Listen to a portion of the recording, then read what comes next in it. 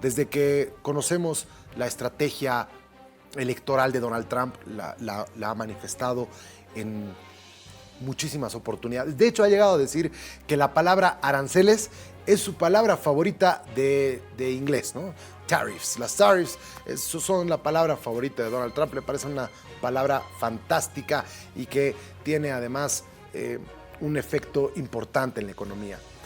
Paul Manafort, que es el hombre detrás de esto, que es Trump el que lo visualizó cuando escribió un libro justamente relacionado a China y a cómo funciona el modelo económico estadounidense de importaciones, exportaciones, viendo el déficit comercial tan agresivo que tiene Estados Unidos. Paul Manafort, que es justamente el ideólogo de todo esto, considera importantísimo la utilización de los aranceles justamente para evitar que las industrias norteamericanas salgan de este país. Ustedes saben que para la mano de obra estadounidense es muy cara, la tierra es muy cara, los alquileres son muy caros, todo es muy caro. Entonces, abrir una empresa en Estados Unidos es muy caro. Es mucho más fácil abrir una empresa en México, donde tienes una mano de obra muy barata, además calificada, tienes terrenos bastante baratos. En general la vida es muy barata allá, entonces te resulta mucho más barato abrir una fábrica en México y, como por ejemplo los vehículos que se fabrican en México, pues se fabrican en México y se los transporta a Estados Unidos y se los vende allá. Y pueden ser competitivos, pueden tener un valor accesible. Eso es lo que no quieren, que las industrias se vayan. Entonces quieren que sea caro también exportar a los Estados Unidos de parte de las propias empresas que están invirtiendo en estos países, para que esas empresas digan, no, ya no está tan barato invertir y abrir empresas en estos lugares, mejor abriremos nomás nuevamente en Estados Unidos. Esa es la lógica detrás de algo que hasta el Wall Street Journal dice que es tonto. El propio Justin Trudeau dijo que esta acción es tonta, un poco haciendo referencia al titular que lanzó el Wall Street Journal. Entonces, dicho esto, hay mucha preocupación en el mercado, ¿ok? Trump impone un arancel del 25% inmediatamente a sus más importantes socios estratégicos, violando un acuerdo de libre comercio, e inmediatamente los mercados se sacuden, inmediatamente los mercados caen 2%, 3%, 1.8%, todos los mercados caen en general por justamente ese miedo, y las propias economías, las monedas, por ejemplo, se devalúan. La moneda mexicana, el peso, ha tenido una devaluación importante cuando fueron anunciados los aranceles, y se sabe que México, si es que estos aranceles llegan a aplicarse en su totalidad, pues podría entrar en una recesión. Entonces, los presidentes, en el caso de México, van a hacer lo que puedan, porque el 80% de sus exportaciones van a Estados Unidos, van a hacer lo que sea para tener al señor Trump tranquilo y que no le coloquen esos aranceles. Ahora, parece que la cosa está más enfocada a China, ¿no? Parece que el objetivo es más impulsar a que China le cueste más caro las exportaciones a Estados Unidos, porque gran parte de las empresas estadounidenses hacen sus productos en China. Entonces, lo que quieren es que de China las empresas vuelvan a Estados Unidos, ¿ok? Bien, eso en contexto. Veamos lo que ha pasado esta semana, porque 2 días después de haber anunciado y haber impuesto los aranceles generalizados a Canadá y a México, Donald Trump suspendió el jueves de forma abrupta muchos de esos gravámenes, sembrando la confusión, el caos entre los inversores. Los inversores dicen, ¿qué hago? ¿Invierto? ¿Van a haber aranceles? ¿No van a haber aranceles? ¿Invierto? ¿No invierto? ¿Qué hago? Las empresas que dependen del comercio con esos países. El presidente dijo que permitiría que los productos que se comercializan con las reglas del tratado entre México, Estados Unidos y Canadá, conocido por sus siglas TEMEC en español y USMCA en inglés, el acuerdo comercial que Trump firmó en su primer mandato, eviten los duros aranceles del 25% que impuso hace solo unos días a sus 2 mayores socios comerciales, los de Estados Unidos. Un funcionario de la Casa Blanca dijo que la suspensión había sido instigada por los fabricantes de automóviles estadounidenses. Principalmente argumentaron que en una llamada con el presidente el martes, que imponer esos aranceles a los automóviles y a las piezas procedentes desde Canadá y de México les impondrá nuevos costos de miles de millones de dólares y que borraría todas las ganancias de esas empresas. De hecho, se habla que se han salvado más de 130 mil millones de dólares solamente del sector automovilístico al haber evitado que los aranceles afecten a este sector. Muchos otros grupos comerciales habían planteado quejas similares sobre los aranceles, incluidos los agricultores, que dependen de las importaciones de los fertilizantes canadienses y que exportan sus productos a Canadá y a México. Recordemos, Canadá ya había respondido con 25% de aranceles también a todas las exportaciones estadounidenses. Aún así, la decisión de suspender estos aranceles no ha servido para calmar a los mercados financieros, que están inquietos desde que Trump viene intensificando su guerra comercial a principios de esta semana. Además de golpear a Canadá y México, Trump impuso un segundo arancel del 10% a todas las importaciones chinas, lo que ha provocado una nueva ronda de represalias de Beijing contra los productos estadounidenses. Bien, para ver qué es lo que podría suceder con la economía mundial, ojo, la respuesta de China fue dramática. China le dijo a Estados Unidos, a Donald Trump directamente, que si continúa con estas medidas, pues China está dispuesta a una guerra comercial, a una guerra tecnológica y a la guerra que quieran. Están listos y que van a ir hasta el final, hablando de jugar con terceras guerras mundiales. Vamos con estos cuadros informativos sobre el tema.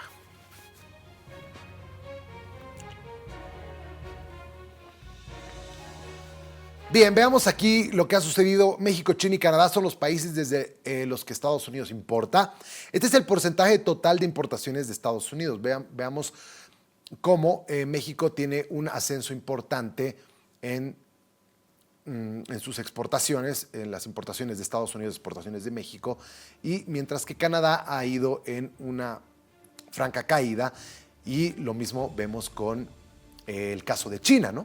El caso de China es bastante sorprendente porque Estados Unidos y China han entrado en una guerra comercial y han entrado en una etapa de desconexión, decoupling se llama en inglés, que busca evitar la interdependencia de estas dos economías.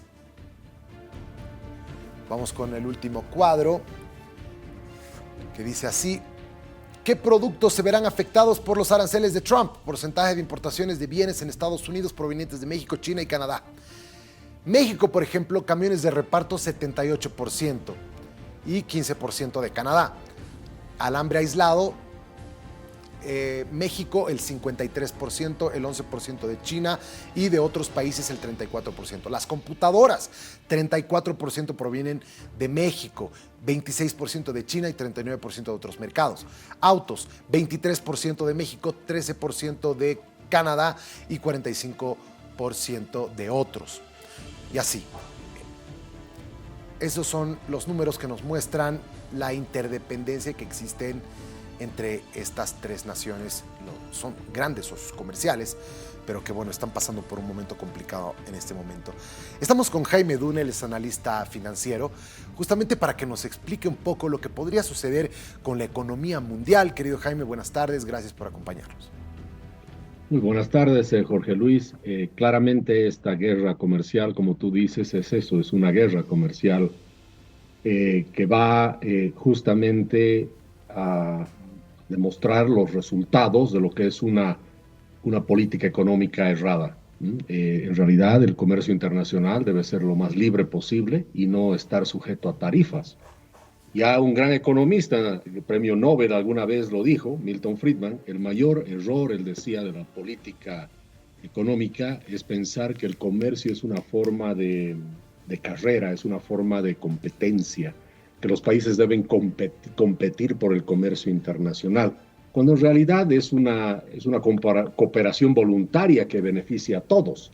Si tú puedes hacer algo más barato que yo, pues yo me beneficio por eso. Y hazlo tú si lo puedes hacer mejor que yo. Entonces, la introducción de las tarifas o los aranceles distorsiona este mercado y obviamente genera una guerra comercial que implica imposición de barreras comerciales que no solamente, ojo, son aranceles o tarifas, es un tema de cuotas también. ¿Cuánto me puedes tú vender a mí, ¿no es cierto? Entonces eso empieza a distorsionar el mercado y justamente las consecuencias que esto tiene para los países son muy variadas, ¿no?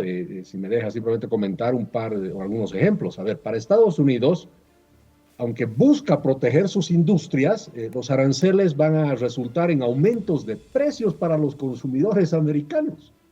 Es decir, estas acciones, ¿no es cierto?, se supone que es para proteger la industria americana, pero en realidad aumentan los precios para los consumidores americanos, es decir, los consumidores americanos se ven afectados negativamente porque ahora tienen precios más altos.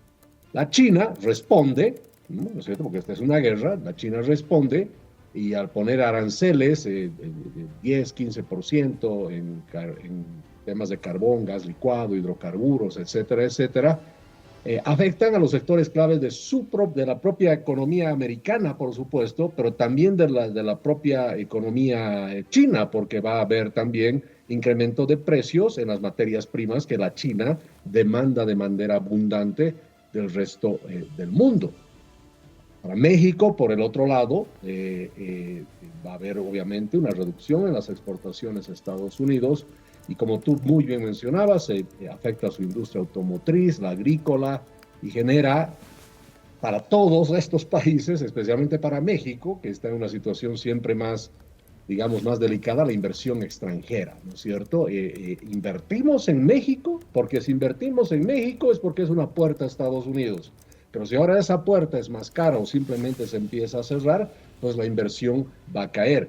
Por el otro lado, también tienes el tema de Canadá, y Canadá es un tema bastante complejo porque la imposición de este tipo de barreras, no nos olvidemos que el comercio internacional es un componente fundamental del crecimiento económico. Entonces, la imposición de aranceles, en el caso de Canadá, puede conducir a la misma economía canadiense a una situación de desaceleración económica o recesión por el estado en que ya se encuentra. Entonces, al final aquí todos son, en conclusión, todos son perdedores, querido Jorge Luis, y creo que eso lleva al presidente Trump a no tener una posición clara sobre esto, lo implementa, pero después lo aplaza, lo saca, y son amenazas que van y vienen. Y con esto termino este punto. Lo que hemos visto en el mundo, porque no sería la primera vez que se desata una guerra comercial, lo que hemos visto, precios más altos para los consumidores, reducción de la eficiencia económica, porque vas a forzar a la producción nacional cuando esos productos se pueden hacer mejor y más baratos en otro lado, disminuye en realidad la competencia, eso lleva a menor innovación a mediano y largo plazo, y cae todo el comercio internacional. No existe realmente una conclusión que te diga que de las guerras comerciales hay ganadores. Todos son perdedores. Interesante. Jaime, ¿cómo podría entonces Estados Unidos atacar estos problemas que están presentes? Yo escuchaba a Paul Manafort, que es justamente el ideólogo de todo esto, que Trump ha leído su libro sobre China, incluso hizo un documental y demás. ¿Cómo resuelve su constante déficit comercial? Esto que se ha convertido en un importador y que sus exportaciones no pueden alcanzar aquello. Que básicamente su capacidad manufacturera, la que está justamente liderando China, se ha visto comprometida y que no tiene la posibilidad de generar puestos de trabajo de fábricas y que ha hecho que, por ejemplo, estados pequeños que durante la historia siempre han sido grandes productores, muchas de esas empresas se hayan ido al extranjero porque les resulta más barato, más eficiente invertir en otros países y luego exportar a los Estados Unidos. ¿Qué estrategia podría tomar Estados Unidos para poder salvar esos temas? ¿O no son tan graves? Bueno, es que se parte de una base, ¿no es cierto?, que no necesariamente es cierta, que el déficit comercial en sí mismo es algo malo, es un cáncer que hay que eliminar, y no necesariamente es así. La balanza comercial es solo una parte de la ecuación, ¿no es cierto? El tener un déficit comercial con China, bueno, esos dólares que se mueven en el mundo, tarde o temprano vuelven de nuevo a los Estados Unidos, a veces en forma de inversión. Por ejemplo, voy a simplificar mucho el caso, pero digamos, dólares que salen de los Estados Unidos y se van a la China, terminan muchas veces en bonos del Tesoro estadounidense o en inversiones chinas, en bienes raíces o en infraestructura americana. O sea, Por eso hay que tener mucho cuidado cuando uno ve solamente la ecuación de lo que se llama la balanza comercial. Hay que ver también lo que se llama la balanza de pagos, ¿no es cierto? Entonces, otra vez me remito a este gran economista Milton Friedman, ¿no es cierto? Que es una persona que realmente en tema de comercio internacional ha estudiado muchísimo y él también decía que en realidad en el comercio no se pierde plata, ¿no? Los países no es que pierden plata porque dinero que sale en exceso va a volver en algún momento. O sea, los dólares que tienen los chinos, es más, vuelven en cantidades masivas a los Estados Unidos. Uno de los inversionistas más grandes que tiene Estados Unidos son los mismos ciudadanos chinos y las empresas chinas en las inversiones que hacen en los Estados Unidos. Ahora, si tú tienes una industria que está perdiendo empleos o su producto no se está vendiendo por la competencia que viene de afuera, pues eso se llama libre mercado y eso se llama competencia justamente. Entonces tienes que hacer los ajustes y uno de los ajustes puede tener que ser que tengas que cambiar la industria en la que estás, si no puedes ser tan competitiva como la que viene de afuera. Porque al final de cuentas también, y con esto termino también este punto que dio Jorge Luis, es bien importante pensar que desde el punto de vista económico, lo que importa no es tanto, como se dice, el país, ¿no es cierto?, los números del país, sino también los números de los consumidores.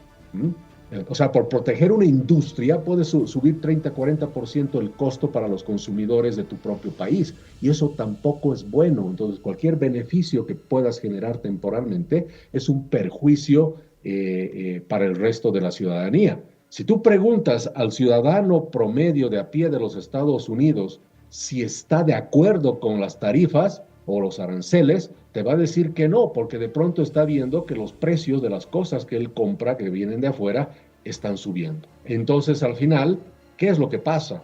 Un arancel no es más que un impuesto adicional a los consumidores del país en el cual se ponen los aranceles. Así es. Ahora, estaba leyendo algunos datos de la salud financiera de Estados Unidos, justamente con un bajo empleo, ha empezado a subir el desempleo.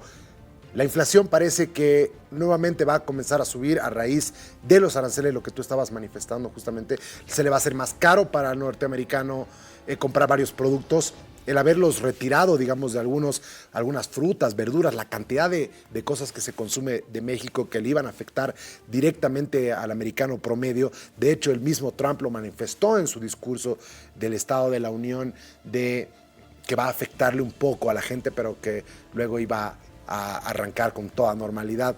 Los datos de seguir bajando las tasas de interés, esto seguramente va a cambiar un poco los planes de la Fed, que ya ha dicho que no va a tener mayores modificaciones en las tasas de interés. ¿Cómo ves tú todas estas medidas, esta falta de seriedad, el poner los aranceles, quitarlos, hacer toda esta jugada, dejar en incertidumbre al mercado en la salud financiera del país en los próximos meses? Bueno, claramente, si se continúa con estas decisiones que no parecen no muy bien pensadas, ¿no es cierto? La incertidumbre es lo peor que puede tener un mercado. Ya ves los mercados financieros que están muy preocupados, la inversión empieza a cortarse inmediatamente, porque lo peor que le puede pasar a un mercado es no saber qué es lo que va a pasar más adelante. Y los mercados generalmente se rigen pues por la oferta y la demanda, es decir, si la oferta y la demanda cambia de forma, digamos, natural de alguna manera, pues bienvenido, pero cuando tú tienes intervención estatal en los mercados, ahí es cuando se empieza a perjudicar estos mismos mercados y se empieza a tener precios que oscilan dramáticamente y esto afecta obviamente la salud financiera, en este caso de los Estados Unidos. La verdad este tipo de medidas no tienen absolutamente nada de positivo para ninguno de los que están por supuesto, en esta guerra. Como decía al comienzo, aquí todos van a salir perdedores y creo que lo mejor que puede suceder en este momento es que se vuelva a la calma y se empiece a repensar más bien al revés. Lo que se tiene que hacer es tener más libre comercio, mercados más abiertos y un flujo comercial mundial que sea más expedito. Repito, ciertas industrias se van a ver afectadas, pero eso es señal que esas industrias capaz en el primer lugar nunca debieron existir. Una industria tiene que poder vender su producto porque su producto es bueno, no porque algún presidente le ha puesto una tarifa para defender su producto. Ahora, otro problema que ha manifestado Trump en su primer término al inicio de esta guerra comercial, que por cierto, la administración Biden tampoco ha retrocedido con los aranceles ya planteados y de hecho le ha puesto más aranceles a China. Parece existir una política entre las élites políticas norteamericanas de la desconexión. Yo mostraba en uno de los cuadros el famoso decoupling, que evitar la interdependencia de ambas. Algo que se quejaba Trump al principio de imponer estas tarifas era justamente el apropiarse de la propiedad intelectual, de la forma de hacer las cosas, de la producción de Apple, por ejemplo, que se encuentra allá. Si bien los fabricantes firman los acuerdos de confidencialidad, luego estos se reparten en China y te copian el producto y te lo hacen más barato, lo cual no es una competencia del todo muy leal.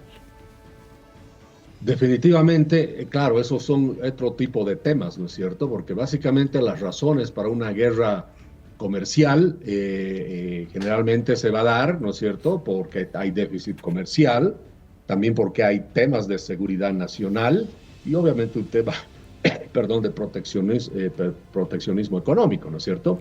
Entonces, sí, claramente hay temas de seguridad nacional.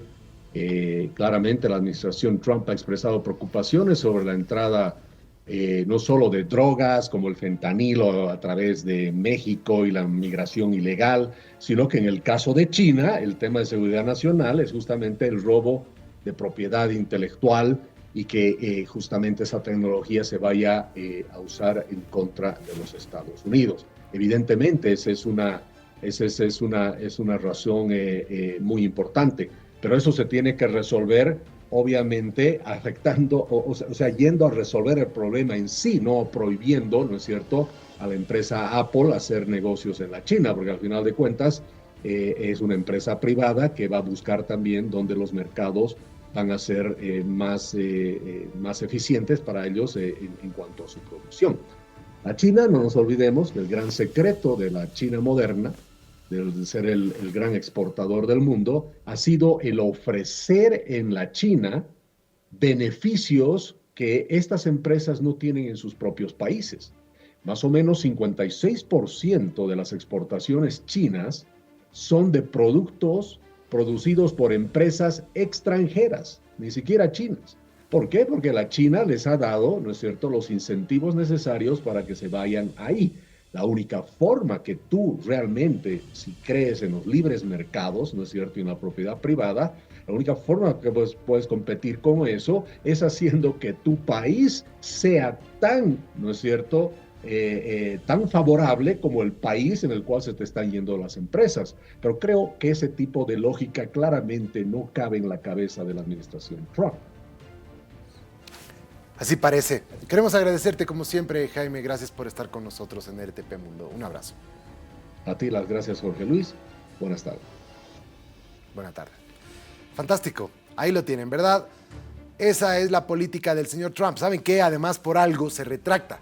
¿Qué es lo que parece ya en el nivel político? Porque esto ha sido bastante técnico para que ustedes entiendan cómo funcionan los mercados, cómo funcionan los aranceles, etcétera, XY. Pero también está la política. No nos olvidemos que los presidentes también se manejan por la política.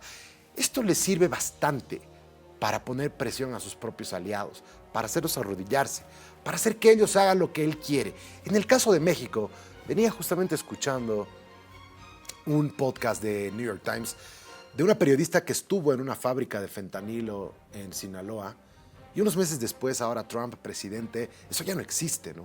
La movilización militar del gobierno de Claudia Sheinbaum para evitar la producción de fentanilo en Sinaloa principalmente está funcionando. Por ende, Trump está utilizando esto como una moneda de cambio.